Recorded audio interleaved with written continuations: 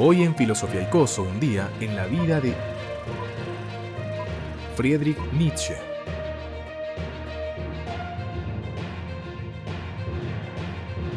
Basándonos en datos biográficos de Friedrich Nietzsche, vamos a intentar reproducir un día de su vida del año 1880.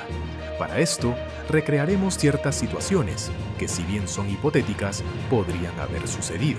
No te lo pierdas.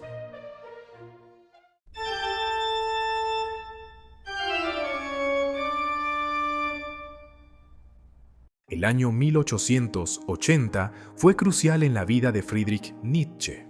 Estaba en la cúspide de su habilidad creativa y surcaba el complejo océano de sus pensamientos filosóficos. A través de una mezcla de rutina, inspiración y lucha interna, su jornada diaria se convertiría en un reflejo de sus ideas sobre la vida, la moral y el arte. El sol aún estaba bajo en el horizonte cuando Friedrich Nietzsche abrió los ojos en su modesta habitación en Sils Maria, una pequeña localidad en Suiza rodeada de montañas. La luz tenue entraba a través de las cortinas, iluminando las estanterías llenas de libros de filosofía, poesía y literatura clásica que había acumulado a lo largo de los años. Parecía que iba a ser un día sin dolores, pensó y se alivió. Ya habían pasado 3 días de aquel malestar que lo había dejado en cama una semana, sin poder abrir los ojos por el insoportable dolor de cabeza. Con un ligero suspiro, se sentó en la cama, recordando el último sueño. Un paisaje vasto y desolado, un tanto melancólico, su reflejo de una soledad profunda. Se lavó la cara con agua fría, un ritual que siempre lo revitalizaba y le ayudaba a despejar la mente. Luego, se vistió con su habitual chaqueta oscura y pantalones ajustados. Era un estilo austero, acorde con su filosofía de la simplicidad. Entró a la pequeña cocina donde hervía agua para su café. Hizo un ritual de preparar su bebida. La molió con esmero, sintiendo el aroma a tierra de los granos. Mientras esperaba, su mirada se posó en el cuaderno sobre la mesa, lleno de anotaciones y fragmentos de sus reflexiones. La idea de la voluntad de poder había estado ocupando su mente últimamente y sentía que debía capturarla con palabras. Al terminar el café, se sentó en la mesa, rodeado de una sensación de paz y concentración. Empezó a escribir. Las palabras fluían con fervor. Algunos pasajes eran dolorosos, otros aseguraban la lucha del individuo contra las limitaciones impuestas por la sociedad. Después de un par de horas de intensa escritura, decidió salir a caminar por los hermosos senderos de montaña. La brisa fría le golpeó la cara mientras cerraba la puerta tras de sí. Pasar tiempo en la naturaleza siempre le había proporcionado una profunda emoción, un contraste brillante a la reclusión intelectual a la que a menudo se sometía. Nietzsche caminó por el sendero empinado, rodeado de pinos y vistas deslumbrantes que le recordaban la belleza de la existencia. Mientras subía, sus pensamientos viajaban en paralelo a su ascenso, reflexionando sobre su ruptura con la filosofía tradicional y explorando nuevas formas de expresar la verdad. Deseaba que las palabras que plasmaba tuvieran la fuerza suficiente para desafiar a los que se aferraban a dogmas. Al alcanzar un claro, se detuvo y contempló el horizonte. Se sentó en una roca, sacó su cuaderno y bolígrafo y dejó que las ideas fluyeran. La muerte de Dios y sus implicaciones emergieron de su mente, conceptos que sabían como bombas en un tiempo donde la eterna búsqueda de significado era vital. Regresó a la senda, decidido a convertir esas ideas en su siguiente obra. Al regresar a su hogar, abrió la alacena y tomó un poco de queso para acompañar su pan. Se preparó un simple almuerzo que consumió en silencio, disfrutando de cada bocado. No había visita programada. Apreciaba estos momentos de soledad, donde sus pensamientos podían fluir sin interrupciones.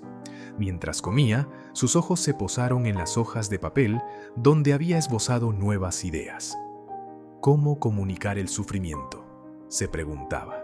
El dolor humano convertía la existencia en una lucha, una búsqueda constante de superación. Tantas veces había observado a los hombres rendirse ante el sufrimiento. sentía que su tarea era iluminar otro camino. Continuó escribiendo, esbozando ideas sobre el papel, el vino y la poesía como formas de aliviar la carga de la existencia. Se sentía cada vez más convencido de que la poesía era el lenguaje del alma. Sin embargo, la conciencia de su soledad se instaló en su mente. No tenía a nadie con quien compartir estos pensamientos profundos y personales. Después de un rato, se dedicó nuevamente a escribir. La tarde estaba cálida y la luz del sol iluminaba su habitación, creando un ambiente propicio para la creación. Se sentó en su escritorio, rodeado de papeles, su mente desbordando pensamientos. La idea de Übermensch estaba empezando a tomar forma, el concepto del superhombre que desafía las limitaciones y se reinventa a sí mismo. El escribir era un acto físico. Sus movimientos se volvían más intensos al tratar de plasmar su compleja filosofía en palabras. En algunos momentos se frustró al no encontrar las palabras correctas, golpeando la mesa con los puños. La búsqueda de la precisión y la belleza en su expresión era a menudo desgastante. Sin embargo, esas tensiones resultaban ser una parte fundamental de su proceso creativo. Era un ciclo de creación y destrucción, donde las ideas emergían en medio de la lucha.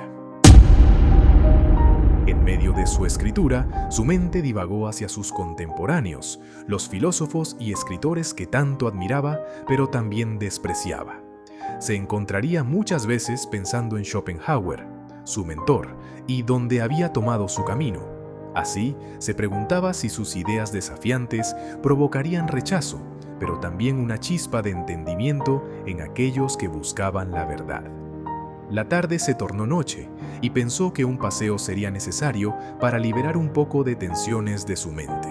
Escogió un camino diferente, uno que lo llevó a un pequeño lago, un lugar que elevaba su espíritu y le permitía meditar. Se sentó en el borde, mirando el reflejo del cielo en el agua, sintiendo la calma que se había apoderado de él. Reflexionando sobre los temas de la existencia, el sentido de la vida y la búsqueda del significado, no pudo evitar pensar en la conexión entre la vida y el arte.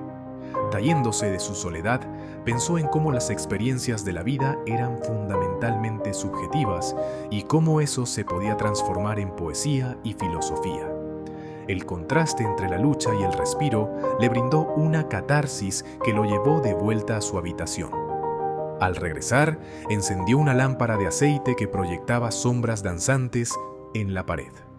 La noche se adueñó del espacio y en la atmósfera palpable de la oscuridad continuó escribiendo.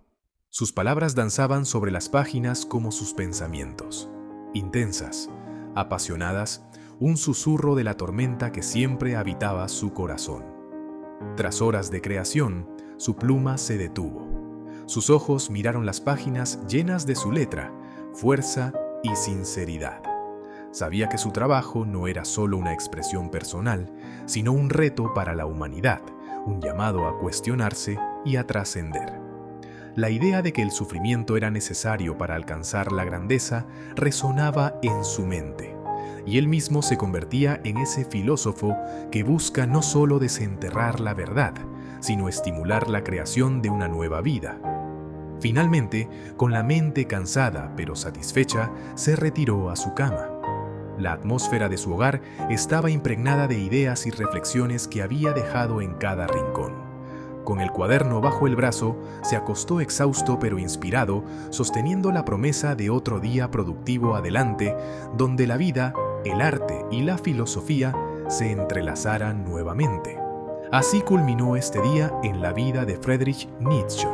Cada instante estuvo marcado por su eterna búsqueda de sentido, la lucha contra sí mismo y los ecos de una filosofía que desafiaba la tradición. Su vida era un reflejo de sus pensamientos, un testimonio de que la creación es tanto un acto de lucha como una fuente de redención. Nietzsche, un solitario empedernido, vivió en un mundo donde la soledad y la creación se entrelazaron, moldeando su legado filosófico que aún resonaría en el tiempo venidero. Y hasta acá con el video de hoy, esperamos que les haya gustado y por favor suscríbanse al coso más filosófico de YouTube para vivir la filosofía en carne propia. Bye.